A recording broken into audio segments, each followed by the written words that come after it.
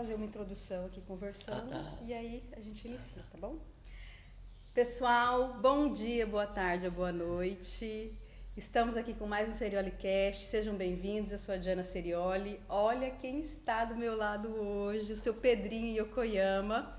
Né? Então, assim, é uma honra, seu Pedrinho, estar aqui, ser recebida por você, pela senhora Kazuê. Então, assim, eu acho que muitas pessoas conhecem a história de vocês, mas muitas não conhecem. Ouviu falar, o Pedrinho, né? O Pedrinho Yokoyama.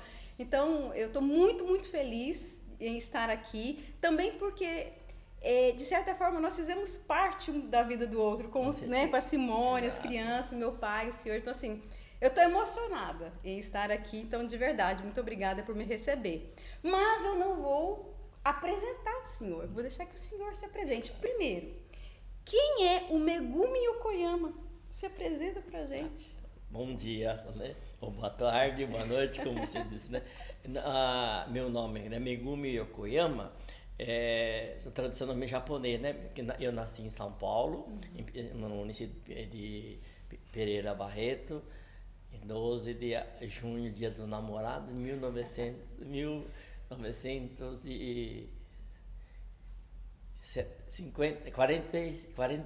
Né? Isso já está completando 73 anos, o tempo passa. É um rapaz ainda, seu Pedrinho. Então, eu vim mais na campanha, meu menino de 21 anos, estudante de economia, que estava preocupado pela situação do Brasil. E a campanha que havia naquela época em São Paulo, em todo o Brasil, que dizia a Amazônia se integrar para não entregar. E eu ouvindo aquela notícia, eu vou integrar nisso, e eu vou integrar, e vou fazer parte desses desbravadores. E 21 anos eu tinha, e decidi vir para Rondônia. Sim. Na realidade, meu destino era Amazonas, então eu estava indo para Tefé. Você nem sabe onde que era, mas sei que era Amazonas. Sim. Eu estendi a mão direita e no mapa da Amazonas e encontrei o Tefé. Vou aqui. Então, o meu destino está aqui. Eu fui. Aí, com áreas pesquisas que nós fizemos, aí informaram que Tefé, naquela época, era difícil, só via fluvial ou aérea e era muito complicado. Até hoje ainda é fluvial e aéreo. Né? Sim. Então, com todo estudo de 4 meses, eu resolvi, então vou para a esquerda. Eu apontei o dedo, fui para apareceu Boa Vista, Roraima. Então tá aí começando, não, região em desenvolvimento, Amazonas, muito interessante. E acabei destinando para Roraima, sim, Boa Vista.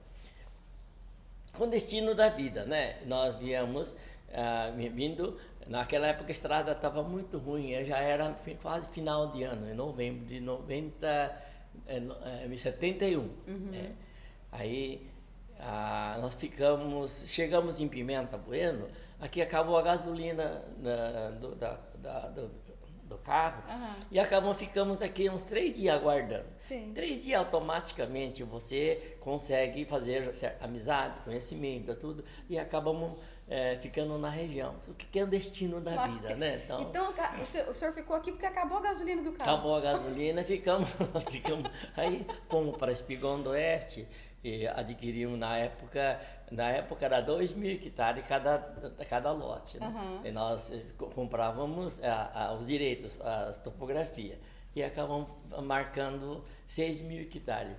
Quem vendia tomate atrás do balcão, nem imagina o que é isso, não, né? Mas não. Como era isso, então, e acabamos adquirindo isso e fomos pertinho do Espigão do Oeste.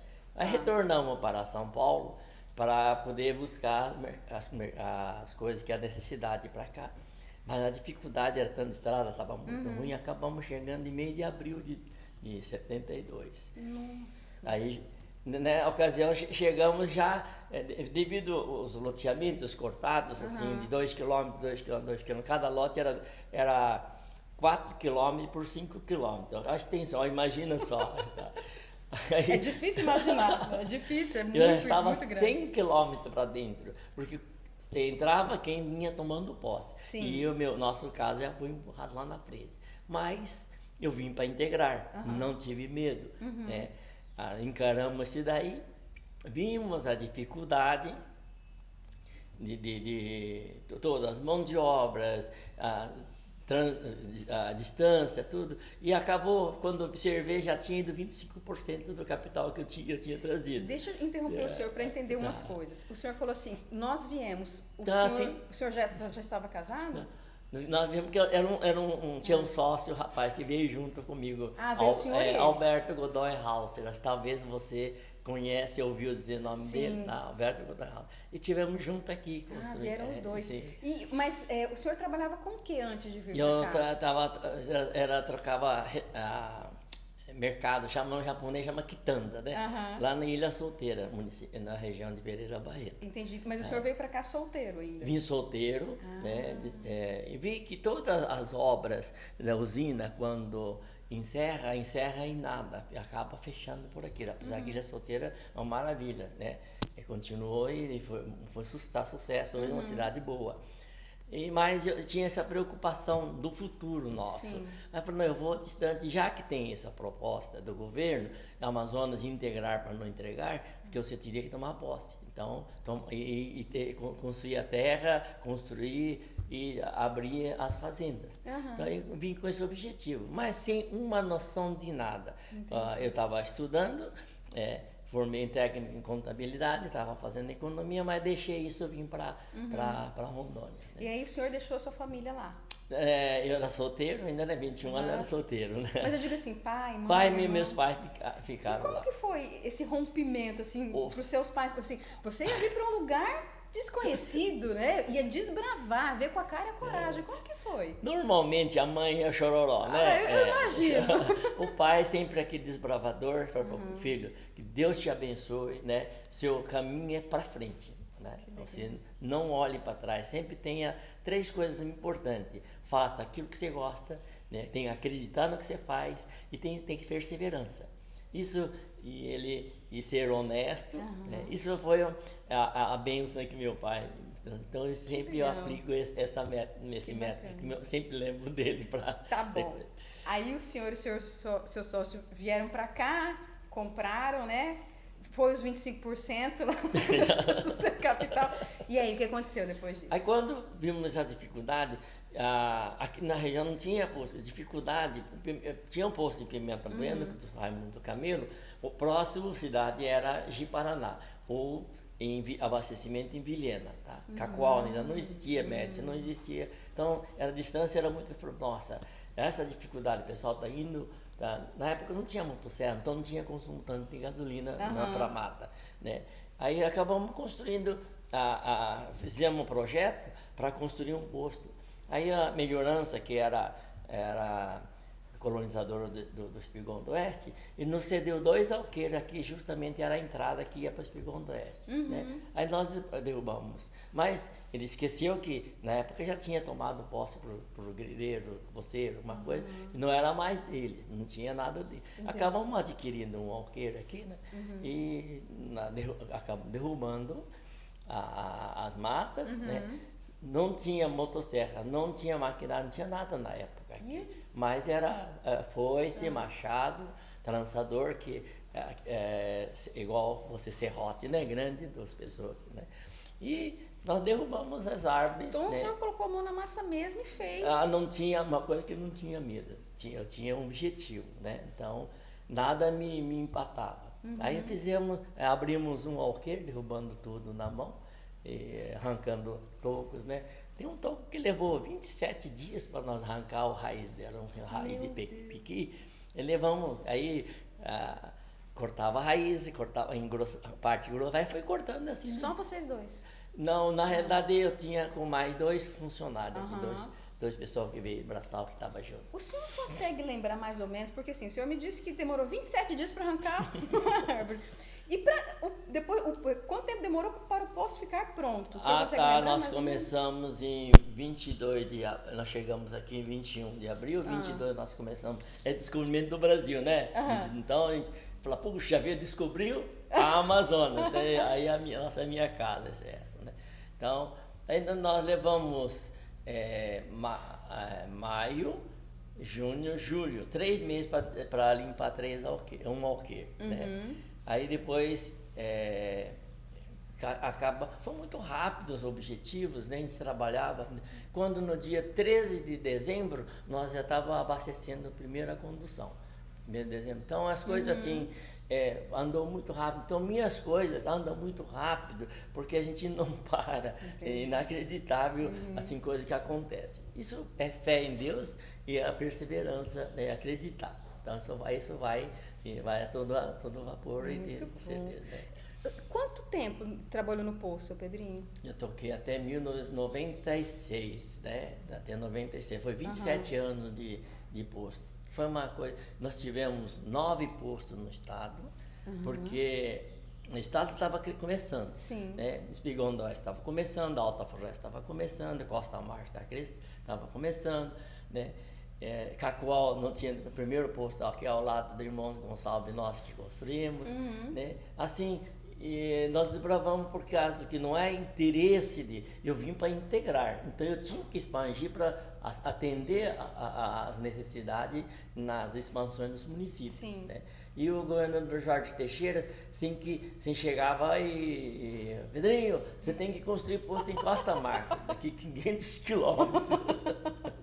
No Jaru está precisando lá, né? Quantos quilômetros dá do Jaru? Então, as coisas aconteciam, né? Com tanto simples, olhando hoje a dificuldade. A gente estava lá meia-noite, 1h da manhã, atolado o carro lá na estrada de Costa Marques, né? Ou aqui no estado de Alta Floresta, que não tinha estrada ainda. Mas nada era dificuldade, tudo era alegria. Tinha um objetivo. Meu Deus, seu Pedrinho, é uma aula, porque assim, eu vejo muito hoje em dia, tudo é dificuldade, tudo é uma dificuldade, as pessoas não veem, o que era um desafio para o senhor era uma alegria, mas o que é um desafio hoje para muitas pessoas é dificuldade, tudo é um problema, né, e olha a diferença, então, a diferença do sucesso do senhor, porque o senhor não viu isso como uma dificuldade. Não... Viu como oportunidade. Sim, exatamente, né? E uma satisfação de você participou do desenvolvimento desse estado, do município. Faz parte da história. Faz parte da história de Rondônia, né? Então essa é uma satisfação. Você ganhou dinheiro? Não, porque você só trabalhou. Quem trabalha muito não ganha. Mas a satisfação de você fazer, atender, crescer a região. Foi muito bom. Né? E deixa eu colocar, eu quero entender a Casuê. O senhor não veio casado, como que vocês se conheceram? Não, nós namorávamos lá em São Paulo. O senhor conheceu ela lá? Conheci lá no tempo do estudante, né? Mas aquela fidelidade, tinha objetivo, né? Então... Já tinha o objetivo de se casar. Exato, né?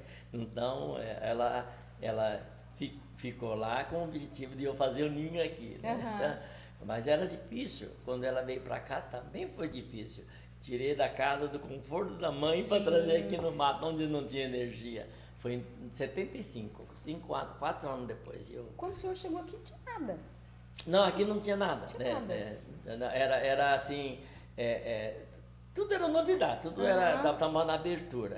Então até interessante, porque tudo era mais fácil, porque você tudo que fazia porque estava precisando fazer. A dificuldade, e quando nós construímos um restaurante, nós fomos buscar, construindo a coisa, fomos buscar pedra, brita, lá em Guajaramirim, tinha uma pedreira Santo Antônio, que eu pegava lá. E a areia lavada, que tem muito por aqui hoje, buscava lá em Candeias. Eu carregava a carreta de coisa. Não tinha mão de obra, então você, o que tinha que fazer? Nada tinha... Não tinha dificuldade. Não tinha dificuldade, né? Seu Pedrinho. E depois, o senhor veio para cá, depois de quanto tempo a Casuê veio? Depois de quantos anos? Foi em 75 que nós casamos. Tá. 75, dia 18 de dezembro, 75. 74 anos depois. Então eu imagino assim que ela foi seu braço direito aqui, né? Porque nossa, era professora, né? Que mão de obra que não tinha por aqui. Sim, né? sim. Então foi a outra fase da desenvolvimento, que ela também tem o mesmo objetivo, as coisas têm que dar certo. Ela como professora o aluno tem que entender, o aluno tem que gostar, e assim foi ela. O orgulho dela hoje quando encontra as alunas, ex-alunos, a sua marmã, professora. Né? Encontra, é muito bom, né? Então, o senhor ficou trabalhando no segmento aí de combustíveis até 98? 96. 96. Tá. E por que parou? Porque as coisas vai indo, você tem o seu limite. Então você tem que saber enxergar que se você já perdeu um passo. Eu fui o maior vendedor de petróleo no Cone Sul, estado do Rondônia Sul, eu era o maior vendedor. Por quê? Trabalhava. O primeiro posto que foi colocado calçamento foi o nosso. Primeiro diesel limpo que veio para o equipamento de filtrar o diesel foi nosso. Então, eu trazia progresso também, ao conforto para o motorista.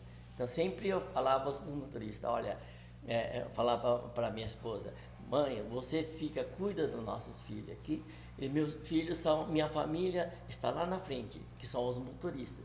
Então, a causa do motorista, eu acatava tudo. Então, isso fez com que amor transformou em confiança, em credibilidade. Assim, o pessoal acreditava em Itaporanga, posto Itaporanga, e assim foi montado com muito amor. Né? Era um filho que eu tinha que cuidar. Mas é interessante, o senhor estava sempre à frente, né? Antecipava as necessidades. Sempre um passo na frente. Mas chegou num ponto que muda toda a política, no tempo do Collor, porque mudou e bagunçou tudo. Aí quando bagunça, quem é sério, não consegue entrar naquele mesmo ritmo dos outros. Sim. Então acaba você indo para trás. Eu vi que eu não estava certo mais, eu não estava no lugar certo. Eu resolvi, Deus queria que o meu lugar não era lá. Eu tinha que mudar de ramo para poder dar outro passo para o desenvolvimento. Né? Porque no ramo do posto, eu ajudei muito para integrar o estado do Amazonas. Né? Agora ele passou na fase do peixe, porque o grande problema, eu vi, como na época que eu tinha posto, eu vi várias derrubadas que foram feitas discriminadamente. Eu vendia gasolina, né? Eu entregava, olhava, via aquilo lá. Né? A madeira de lei, por exemplo, 10 anos extinguiu, já foi extinto. Mogno, cerejeira, frejó, foi extinto. Quando eu vi aquilo lá, um dia eu estava aqui embaixo tem um córrego, estava todo ano, na sexta-feira santa, educação do pai, levava nós para o Ribeiro do Rio para pescar, mas não era tanto para pescar, era exatamente a meditação. Mas molecada não sabe o que vai para lá, vai para cá, é alegria só, né? E eu continuei fazendo o mesmo hábito dessa vida. E nos primeiros anos 72, 73 até 80, tinha muito peixe nesses correguinhos. Então, eu saía de manhã cedo, fazia matula, né? As cozinhas fazia para mim, farofa, essas coisas. Então, eu ia para o beira do rio, passava o dia pescando, trazia fivela grande. Mas, comer não, eu distribuía para o pessoal que estava. Então, o objetivo era mais assim... compartilhar. Água correndo, as ideias rolando e pensamento vindo, né? Então, assim foi. Mas em 82... acabou, eu não passei o dia, parece que aquilo foi por Deus mesmo, não peguei um peixe.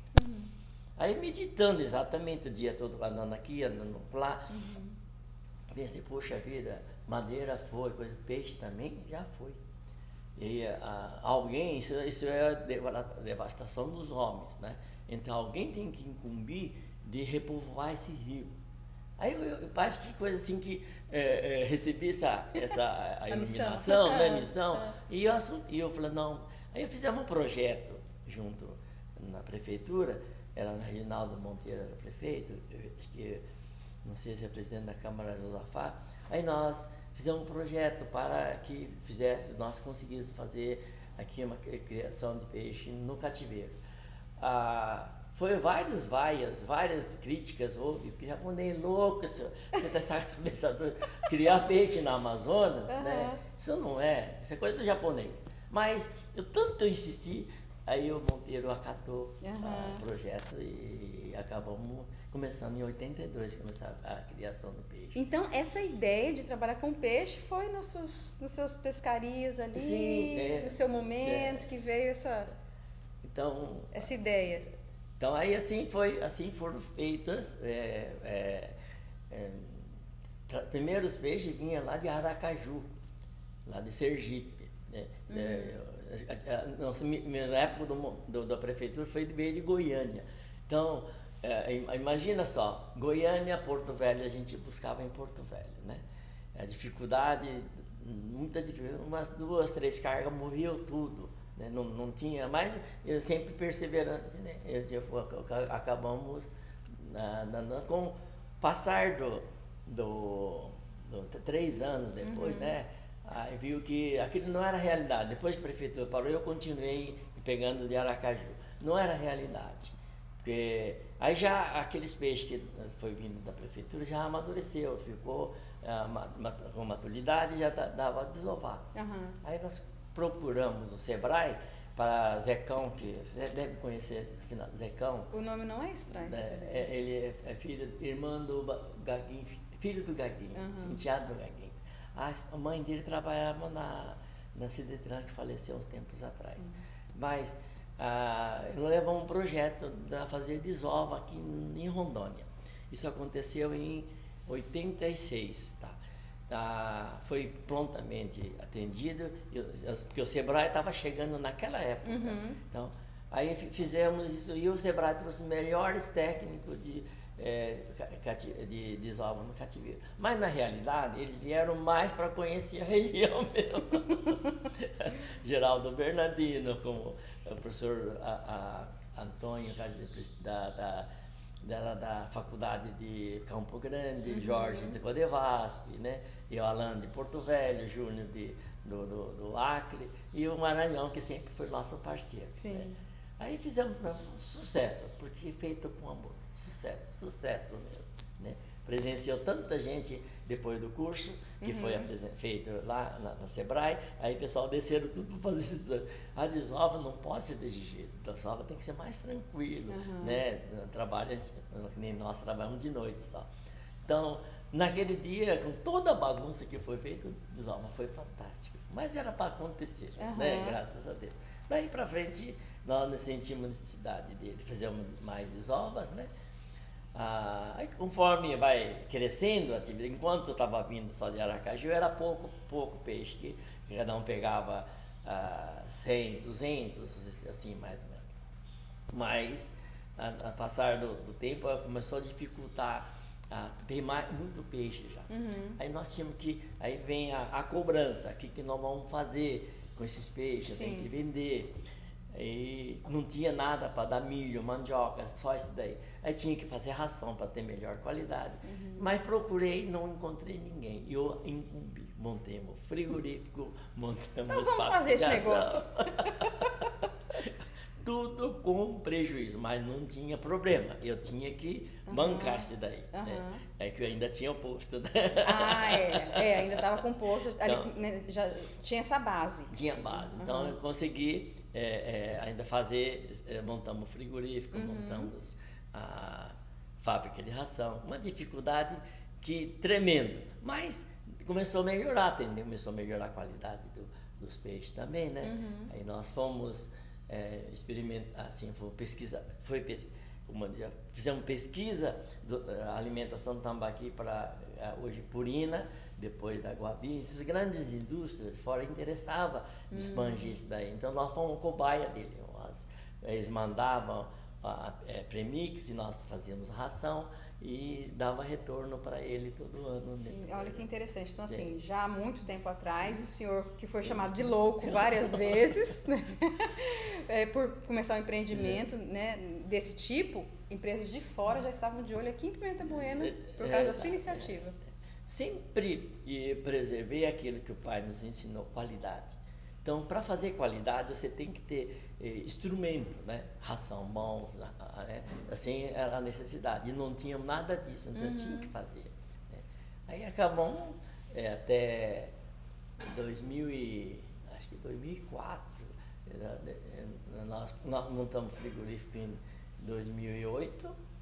Não, melhor, 1988, nós ficamos acho que 20 anos com o frigorífico ainda.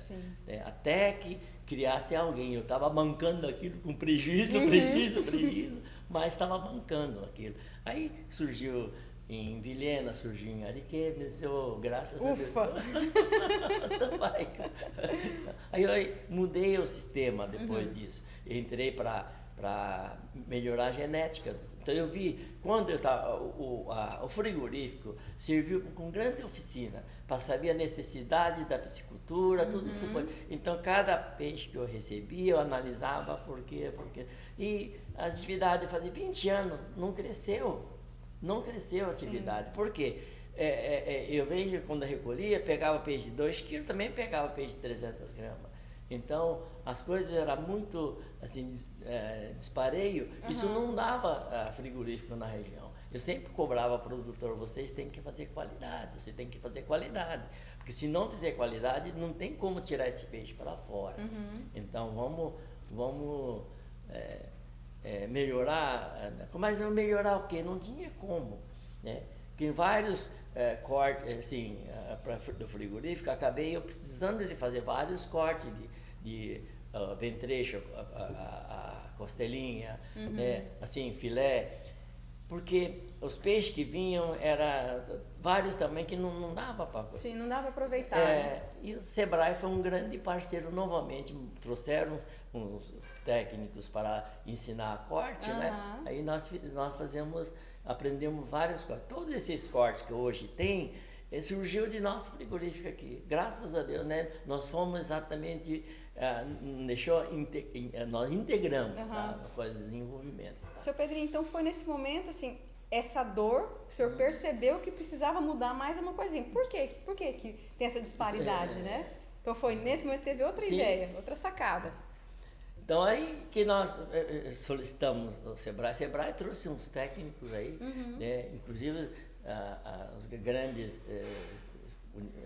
quem foi o mantenedor foi a Universidade Federal de Porto Alegre, né? O Dr. Danilo Strey, que encampou esse programa de melhoramento genético, né? E eu não conseguia fazer isso nunca, né? Mas o Sebrae bancou tudo isso 12, 14 anos, né? Então, às vezes, esse grande desenvolvimento da piscicultura, o Sebrae teve grande uma parceria, parte, né?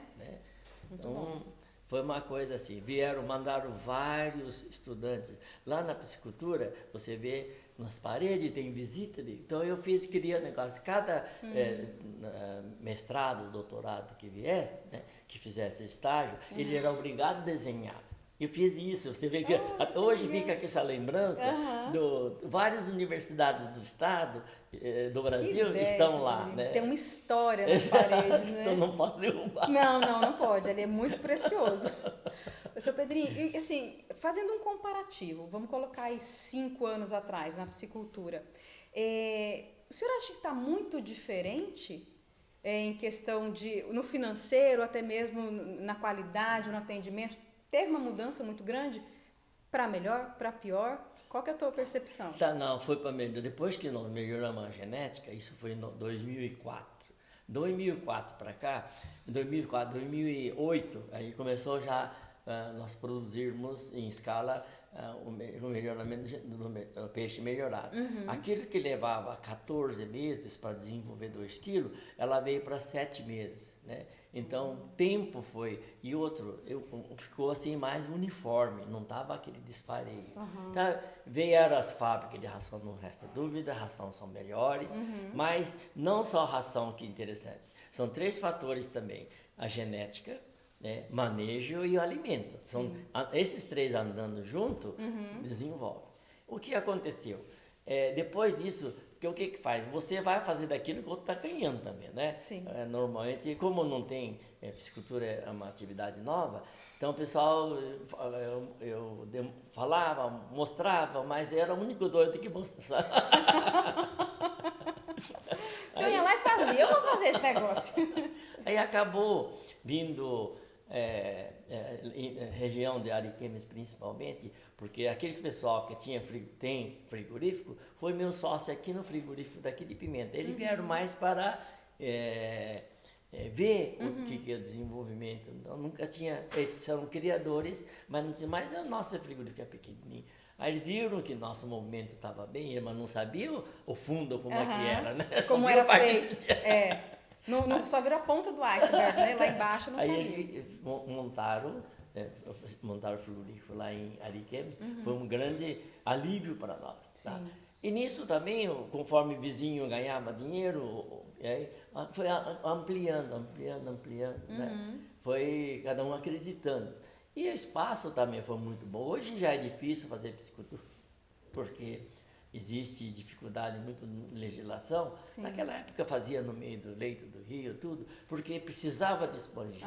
Né? Assim foi liberado. Hoje não, hoje está recuando isso, a respeitar o APP, tudo isso é uma necessidade. Tem muitas normas em relação a isso, né? Sim. Então aí, assim foi, e o crescimento fantástico, uma outra parte que a gente fica muito assim, feliz, porque o peixe que estava em extinção, que o tambaqui estava em extinção, nós conseguimos hoje maior produtor de peixe do Brasil. Rondônia é o maior produtor de peixe do Brasil.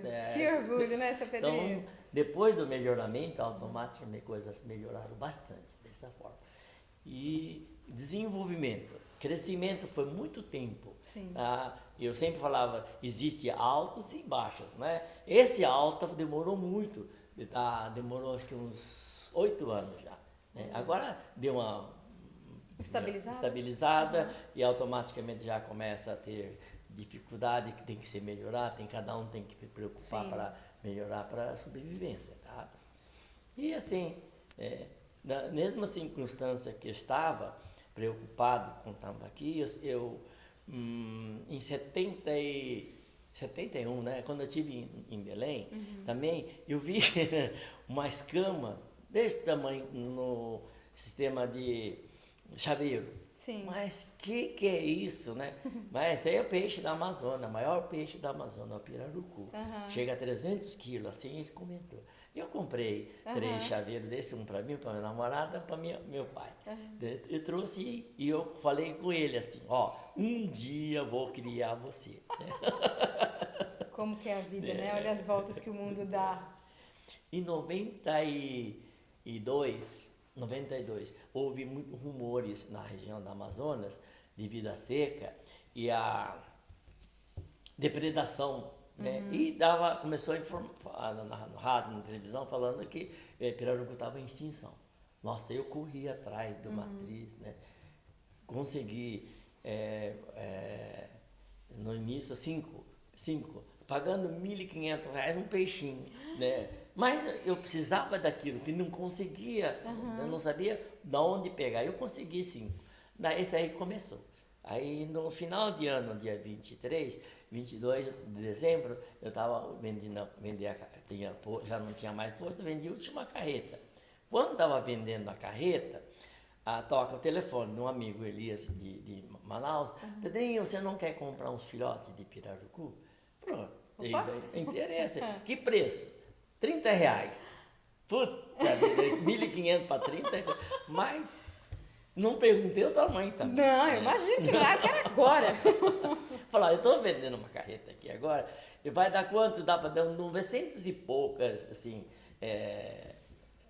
pirarucus, 1.000 e pouco, mas já tinha 900 e pouco, tá? Tudo bem, eu vou depositar esse valor para você e eu pego aonde, né? E fui assim, aí dava tempo de me regularizar junto com o IBAMA, tudo para pegar licença de trazer esses alevinos. Sim. Mas estava lá no Boca do Acre. Boca do Acre é Amazonas, eu não sabia. Olha, quando Deus quer, tudo dá certo. Tá? Aí, uma semana antes de eu sair daqui, eu tive felicidade de visita do Dr. Casara, que ele era presidente do IBAMA em Manaus. É o jeito de Pedrinho, se você precisar, você pode mandar o cartão para mim. Quando fui pego por federal lá no Acre, eu tava com esse cartão. Puta, uma vez. Mas eu tinha tocado piano já, né? Mas primeiro não perdi o peixe. O doutor Casara pediu para que liberasse, que eu era o maior produtor, que está estudando pelo desenvolvimento, que está preservação, e acabou liberando. Que maravilha. Caminhou tudo certinho. Por Deus mesmo. Então a gente sempre tem um parceiro que é Deus. Eu acho que é o maior parceiro de todos, né? Então nessa é a vida do pirarucu que estava, né? Trouxemos para cá 900 e pouco, morreu 505 um dia para o outro, sem conhecimento nenhum, você não sabia o que você podia dar, né? Eu sei que eu dividi, peguei 100 para mim e dividi 50 para cada, quem tinha lá tanques, né, represas, eu entreguei para eles e pedi para eles que preservasse, né? Preservasse. O César Cassol comprou, se não me engano, 100, né? Aí deles acabou, aí distribuiu para mais outras pessoas, pedindo que não custava nada, mas ele tinha que ir numa carreta minha que foi embora. Sim. Que cuidasse. Mas, cuida para mim porque está em extinção. Tudo. Isso aconteceu em 2001, começou a desova. E isso proliferou e hoje ele está sobrando muito na natureza, graças a Deus. Graças a Deus. É mais uma etapa da integração, para não entregar, né? Muito bom. E o senhor participa, assim, porque, pessoal, já tem um tempo que eu estou tentando falar com o seu Pedrinho, mas o difícil é porque ele não para, gente, ele não para. Aí eu conversava com a Simone, falei, Simone, não tem pressa, era o tempo do seu pai, não tem problema. Não, Diana, porque agora essa semana eu falei, não tem problema. Então, assim, o senhor participa ativamente da empresa, né? Sim. Ativamente. E quando eu falo ativamente, é lá no meio mesmo, mexendo. Eu cheguei aqui para entrevistar o seu Pedrinho, gente, ele trocou a lâmpada, pegou a escada. Então, é uma pessoa que não para. E é interessante, porque... Igual nós iniciamos a nossa conversa, não tem dificuldade. Se tem que fazer, o senhor vai lá e faz. Né? E a gente não vê isso hoje em dia, nas pessoas mais jovens. Verdade. Né? É sempre muita dificuldade, é muito difícil. E os seus filhos estão junto também com o senhor. Isso que é uma bênção, então, um sucessor. Se você vai construir tudo isso, eu estava muito intencionado para que entregasse para a faculdade, universidade, para dar continuidade a todo esse trabalho incrível que parece. Eu escrevo, a maioria estão sentados escrevendo. Então, vários cadernos que está escrito, cada fase da vida, né? Então, nós fizemos isso e eu tinha que dar continuidade. Sim. Hoje, graças a Deus, meu filho está no setor, a minha filha no setor, e está vindo dois netos. Que vem também. E a neta que está fazendo a faculdade de engenheiro de pesca. São as coisas de Deus. Né? Coisa que vem para dar continuidade, é para dar certo mesmo. Eu ouso dizer, seu Pedrinho, que não é só coisa de Deus. Né? O senhor, assim, o senhor tem valores, a sua essência, ela foi propagada para os seus filhos, para a sua família toda. Então, existe um propósito muito grande. Então, eles querem fazer parte disso também. Né? Então, imagina a felicidade do senhor, né, que eles deem continuidade nisso. Realmente é valoroso. Hoje a maioria das coisas quem faz são eles. Né? É justo? Eu não faço, eu só observo, mais tarde a gente troca ideia. Não critica, não faz, só troca ideia. Nessa experiência que tive, faz isso, faz aquilo. Então são as coisas, sempre eu comento com eles. Aproveita a sabedoria do pai. Porque eu aproveito até hoje a sabedoria do meu pai. Realmente fez muita diferença, né? Na sua vida e certamente faz na vida deles. E eu acredito, assim, que o senhor teve grandes aprendizados na sua trajetória. O senhor consegue lembrar o maior ou um dos maiores desses aprendizados? Olha, são momentos tristes da vida, mas que aprendeu a ter valor muito com a família. Quando sequestraram minha esposa. Eu lembro. Esse foi o maior baque da minha vida e foi a maior experiência da vida, porque o amor, né? Então daí para cá nunca teve, mas a construção mais sólida, né? Você está junto, você está sempre preocupado com isso. Então as coisas ruins também ajudam a fazer coisas boas. Sem dúvida. E eu lembro o seu Pedrinho na época, assim, acho que foi uma comoção geral na cidade, né? A gente ficou muito mexido, porque todo mundo gosta muito de vocês. Nós temos um carinho muito grande. O senhor é muito carismático, não tem como não gostar de você, da Cazué. Então, e assim, quem não conhece, gente, o pouco que eu lembro da época, a Cazué conseguiu fugir. Sim, né? Então, por Deus, vocês entendem isso, gente? A Cazué fugiu. Então, a admiração é gigantesca por vocês. Então, é como o senhor falou. Tem males que vêm para bem. A gente acaba... E é importante você aprender com essas coisas ruins, porque fazem a gente crescer. Sim, com certeza. As coisas ruins que faz a gente aprende muito mais gravado, né? Tá, e assim, fazendo uma retrospectiva da sua vida, qual o senhor diria que foi o maior obstáculo profissional? O que foi mais difícil nesse meio tempo, nessa trajetória toda?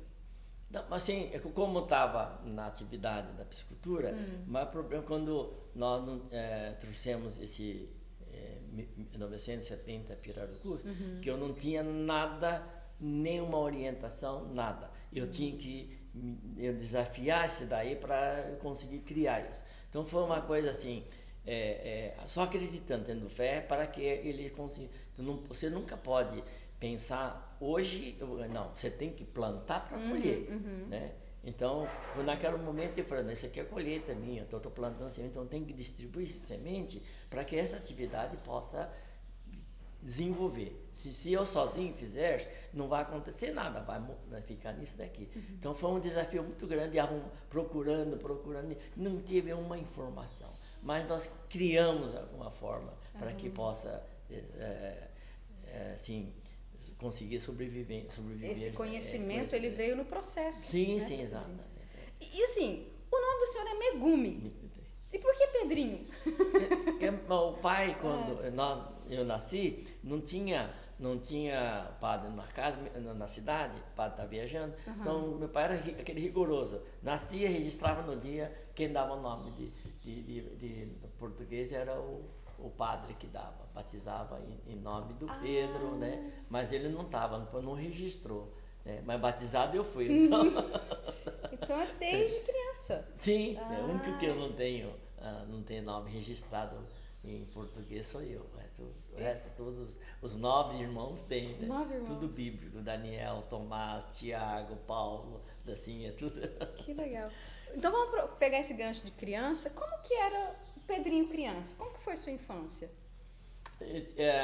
Eu vim da lavoura, então sempre trabalhando, fui até aos 11 anos junto com meu pai puxando a enxada. Mas aquele momento muito bom, que sempre nós éramos em 3 homens acima de mim, né? Mas eles já despencaram, foram para a cidade trabalhar, essas coisas, e acabei eu ajudando meu pai.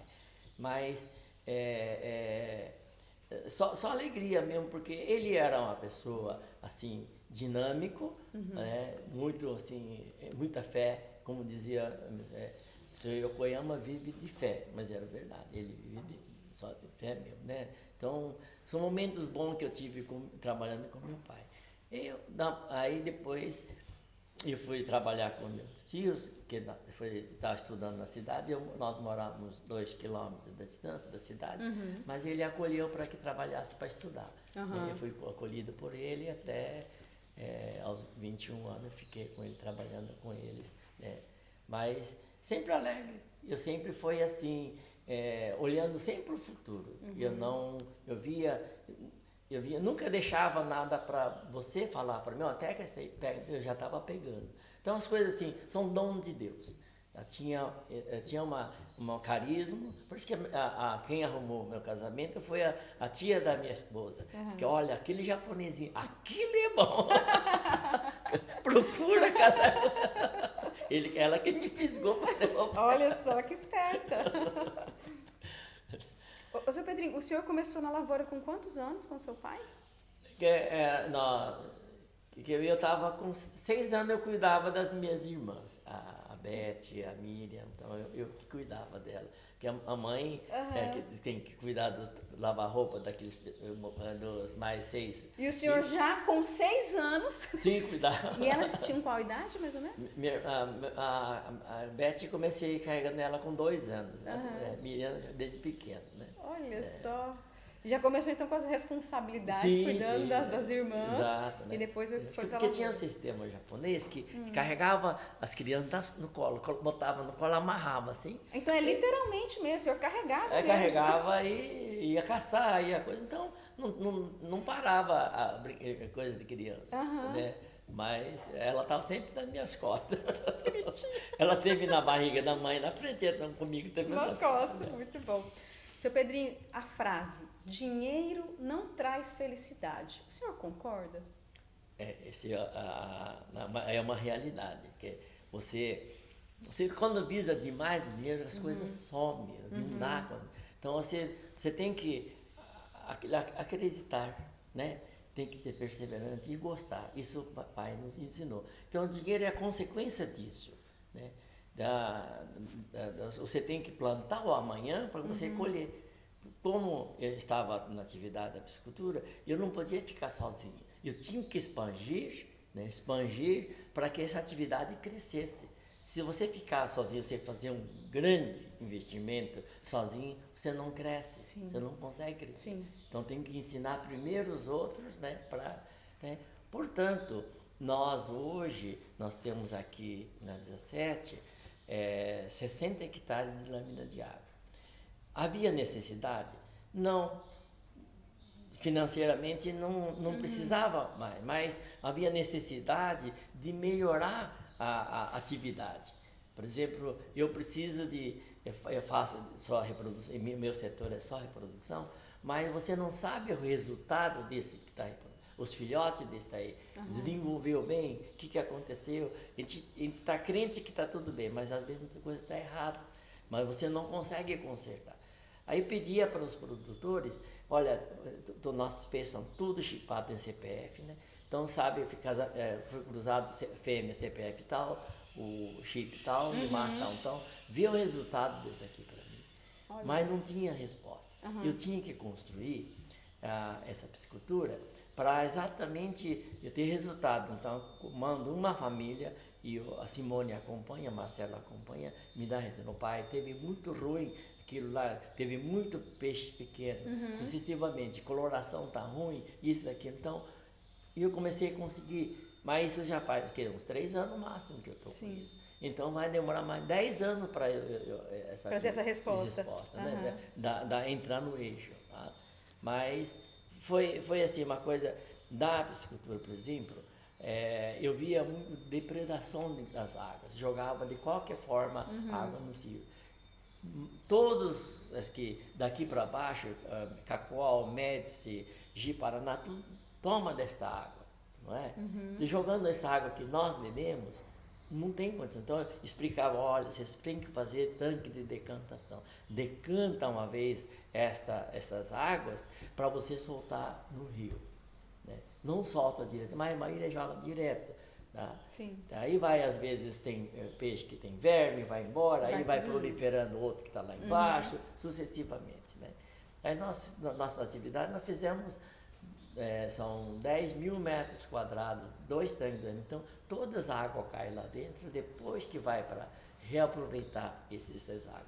Então sempre eu criei essa atividade para ser espelho, para que não adianta você falar, o técnico, vem, fala, tem que fazer isso, aquilo, se você não tiver para mostrar, não tem condições. Sim. Então eu falei, não, eu tenho que fazer, custa que custar. Mas a Deus foi tão grande.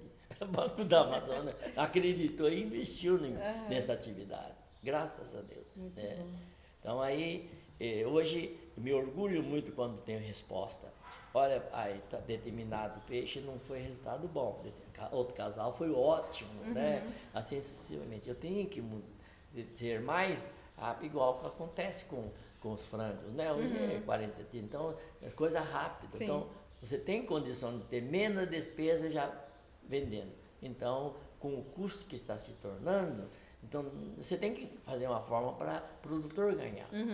Sempre eu trabalho com esse objetivo. Não eu ganhar, mas o produtor tem que ganhar. Eu tenho que plantar ele para ele desenvolver, crescer. É uma relação ganha-ganha, né, seu Sim, Pedrinho? sim, com certeza. Não é só um lado que tem que ganhar. Tempo leva para te fazer isso, tá? E se o senhor pudesse hoje fazer uma ligação para o Pedrinho, que tinha 21 anos quando veio para cá, o senhor daria algum conselho para ele? Olha, ele era, hoje ele que me falava, pô, você tem que parar de trabalhar tanto. ele que, mas eu estou diminuindo bastante, consciente disso. Isso é importante. Estou plantando os meus netos, meus filhos, então transferindo, transferindo. Então, se não transferir, se eu não afastar, eles não aprendem nunca. Exato. Eles têm que errar para aprender. Exato. Muito bom.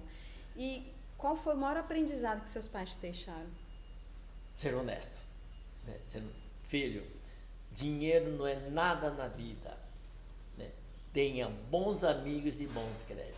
E eu acredito demais nisso que aconteceu isso na minha vida. Né? Acredito demais. Né?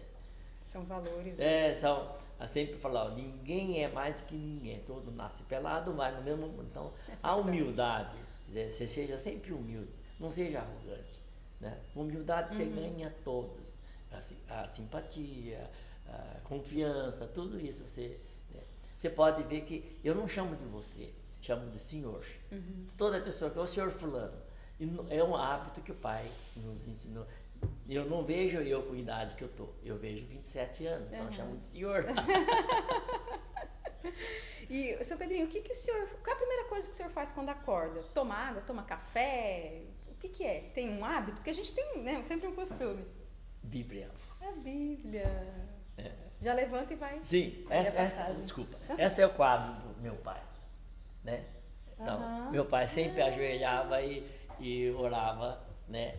Fazia o pedido, agradecimento do dia. Esse é o meu hábito. Eu levanto, primeira coisa, tem que ajoelhar, depois ler a Bíblia. Tem que ter tempo, menos 20 minutos para Deus, né? Você está começando o dia. É verdade. Muito bom. Seu Pedrinho, se o senhor tivesse a oportunidade, por exemplo, a gente vai fazer um outdoor, vai colocar uma frase lá sua. Todo mundo no planeta Terra vai ter acesso a essa frase. Todo mundo vai receber ou no celular e vai ser traduzido em várias línguas. Que frase seria essa? Você tem que gostar do que você faz, acreditar no que faz e ser perseverante. Estou 40 anos na atividade da psicultura, estou aprendendo ainda. Meu Deus, que aula, gente, vocês não fazem ideia. Seu Pedrinho, para a gente ir para os finalmente da nossa entrevista, eu vou fazer uma rodada de perguntas com respostas rápidas, tá bom? Bem simplesinho, entre aspas, né? Qual é a sua comida preferida? Olha, eu gostava muito do arroz, mas o diabetes não deixa mais, né? Mas verduras e frutas. Uma qualidade sua? Essa alegria, sorriso, alegria, sempre fez parte, felicidade. Um defeito? Às vezes tem que ser mais assim, eu sou muito apressado, tem que ser mais calmo. Os outros pensam que os outros têm que ser igual. A gente tem que ter essa compreensão, essa paciência, calma, cada um tem o seu tempo, né? O que o senhor mais aprecia em uma pessoa? Honestidade. 2021 em uma palavra. Um ano muito diferente, complicado, né? Foi um ano complicado devido a esse Covid-19. Foi um ano assim que não deu para entender, não deu para se estabilizar, não deu para fixar o que estava acontecendo, o que você queria na vida. O seu planejamento, não conseguia montar um planejamento. Difícil, né? Infrações violentas, né? Como que o senhor gostaria de ser lembrado? Olha, assim, o Pedrinho é a palavra, mas assim, eu acho assim, ô Pedrinho, então eu acho a palavra carinhoso, eu gosto que me chamam de Pedrinho. Então. Se o senhor pudesse voltar ao passado e mudar alguma coisa na sua vida, o senhor mudaria? Que é difícil assim dizer que mudança da vida. Essa rotina de você tem que entender que você está numa idade mais avançada, então desacelerar um pouquinho, né? Desacelerar. Tenho consciência, mas daqui a 5 anos, tá? espera que eu ainda, né, tô no pique ainda. Muito bom. Seu Pedrinho, eu quero novamente agradecer a recepção, a disponibilidade do senhor, da Casuê, super carinhosos comigo. Eu sei que a vida de vocês é corrida, nós estamos num domingo, gente, me receberam num domingo em casa, né? Podiam estar no conforto, aí o senhor curtindo aqui o seu descanso. Muito obrigada, tenho certeza que as pessoas vão adorar as informações. Foi uma aula. Uma aula, de verdade. Eu aprendi demais e apreciei cada minuto de estar aqui com o senhor. Muito obrigada. São aqui estava comentando, né? As perguntas que foram feitas, agora já não consigo responder, já desgastou, a memória estava gravada, era a última. As coisas são assim, né? A gente lembra muito do passado, o presente já está difícil de, né? Então, mas é uma satisfação você ter pego essa carona ainda de últimas informações. Tá? Que bom, fico muito feliz. E vamos propagar, né? As pessoas precisam conhecer o seu Pedrinho Cazuei Yokoyama, é muito importante. Então, a gente, tem muitas vezes, né? A gente teve um momento, eu até esqueci de agradecer, no evento que teve lá da Associação Comercial, em 1973, eu levei 3 tiros aqui, apartando a briga, né? Mas quem salvou foi a população de Pimenta Bueno, tá? Aí foi doado sangue. O senhor levou 3 tiros? O padre Franco, que estava no pároco da nossa cidade, ele, o padre Ludovico, o padre Franco ficou na cabeceira, orando e transfusão direto de sangue, né? Por Deus que perfurou o intestino, né? Mas não era dia, eu tinha muita coisa para fazer. Tanto meu pai comentou, filho, volta para cá, porque era poucos anos que eu tinha vindo para cá, 3 anos. Mas agora que não posso voltar, mas tenho um compromisso muito sério, tem muita coisa, eu devo a minha vida para Pimenta Bueno, então eu tenho que manter. Da mesma circunstância, quando aconteceu o sequestro da minha esposa, né? Pimenta Bueno foi uma coisa, e eu sou muito assim, grato, e da mesma forma sou ingrato de não saber agradecer, né? São as coisas que a gente na consciência ainda está gravado isso daí, mas todo dia na oração eu vou dizer devagar, eu vou devolver para cada pessoa. Mas, seu Pedrinho, tenha certeza, viu? Eu acredito que quem não conhece ainda o que o senhor fez e faz pelo município não, por toda a região, né? Cada vez essa informação vai se propagar e nós somos de verdade muito gratos, eu sou muito grata por ter conhecido a sua família, por ter conhecido vocês. Então, assim, gente, muito obrigada por estarem com a gente até agora, por ter ouvido a nossa conversa, espero que tenham gostado. Aliás, eu tenho certeza que vocês vão gostar. Seu Pedrinho, muito obrigada. Mais obrigado, eu que agradeço de coração por esse momento, oportunidade, tá? Imagina. Tchau, pessoal, até a próxima.